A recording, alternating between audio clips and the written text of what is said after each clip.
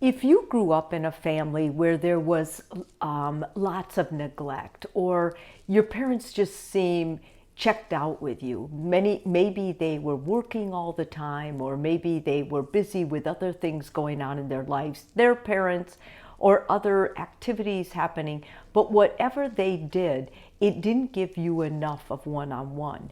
And when you grow up, you realize that because you never had an intimate relationship with someone, you're a little bit shaky about it, like you don't really trust it.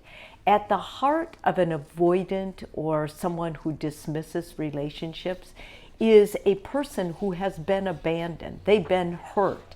And because of that hurt, because of that neglect or abandonment, they have a tendency to not trust relationships. And the way they do this is, of course, what you're probably feeling if you're in love with them. They detach from you. They're unavailable to you. They're not really into the relationship per se. They want you around, and they probably do love you in their own way. They're just not able to communicate with you. There's other things that really can help us see when we're dating someone who is avoidant, or maybe someone who is unavailable for a relationship. But most of the time, what we end up doing in that initial stage is we make excuses for them.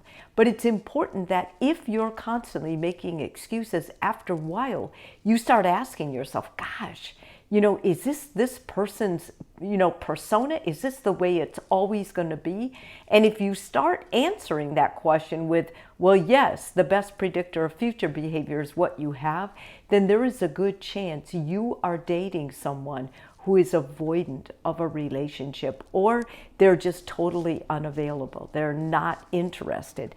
Now, usually it's not your fault. Usually it has nothing to do with the two of you's chemistry. It has more to do with what happened to them when they were younger.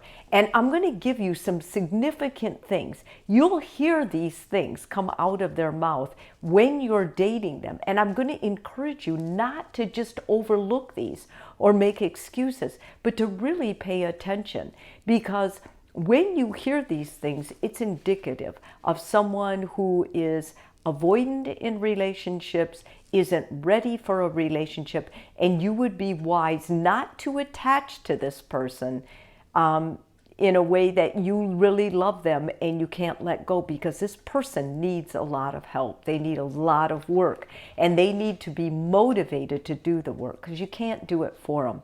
The first one, they're commitment shy. They usually have some kind of a commitment phobia. They may even tell you they're not ready to commit. They're not fully invested in the present. Many times these type of partners talk about past relationships, that they'll never find another person like they had in the past. But I guarantee you, if you went back to that past person, they would tell you also that this person was unavailable emotionally for them. They're buzzkills. They don't get too excited about anything in the relationship. And the reason is because they don't want to get their hopes up, because as a child, they've been dashed when they got their hopes up. And not only that, they're terrified of being hurt further.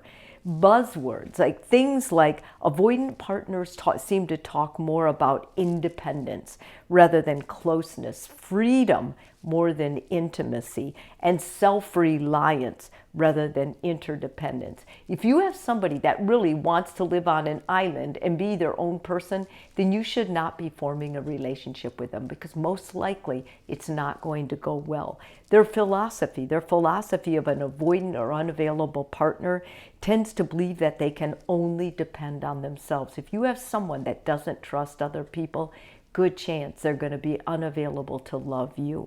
Suspiciousness. They're very suspicious of other people's motives.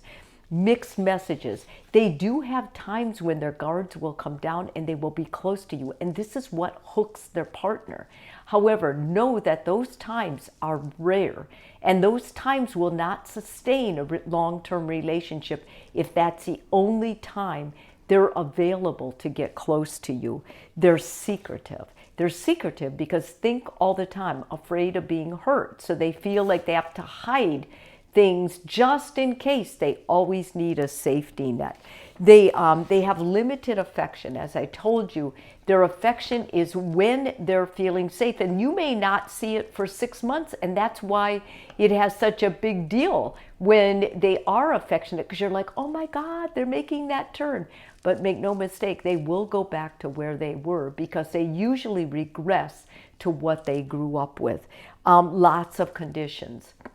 In order for them to say that they will trust you and let their guards down, there's always a lot of conditions. And I'm going to guarantee you now, as a therapist, those conditions will continue to build. You won't finally get the last brick out of the wall and then the wall is gone. You'll get close to the last brick and they'll put another 2 layers up. And that's just until they're willing to go and get help for whatever is unresolved with their childhood. They're very picky. They make themselves so picky that no one qualifies. That actually protects them. They have limited communication. When they're out of town, they may not call at all. They may say, well, there wasn't anything to tell you, or I just didn't have any concerns. Once again, they're afraid to depend on you totally. And so they tell themselves, their self-talk is, I depend on myself.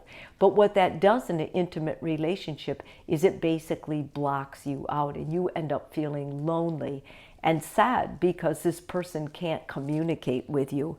They're not feeling friendly. They don't like talking about feelings. They don't like going there. They're basically terrified. They're terrified of being told that their feelings are wrong, or worse, not even being listened to with their feelings. They're a bit standoffish when you first meet them, and that's usually why people are seduced into being with them, because they feel like if they get to be with them, and they were so standoffish, that you somehow qualified. But that qualification was probably more about you being so overt, so friendly, so non-threatening, that is why you were able to break through. And that breakthrough only goes so deep. It doesn't mean that they're going to trust you with their feelings, with their vulnerabilities, or with anything else. And lastly, abandoning. There will be times in a relationship when you feel totally abandoned by this person. And the reason is because they're acting out what they grew up with. My best advice is, if you are with a person like this and it's too late, you're already in love, then you can make counseling a condition, and you can say, listen, we both have issues we have to talk about. We both have issues that are holding us back from loving each other the way it would feel good for both of us. So let's go together. When you go together, you get their perspective a little bit more. You start understanding more. And I think it's going to bode better for your relationship if you want to work it out. Can these people be restored? Can they get more stable where they feel like they can depend on you and you can depend on them?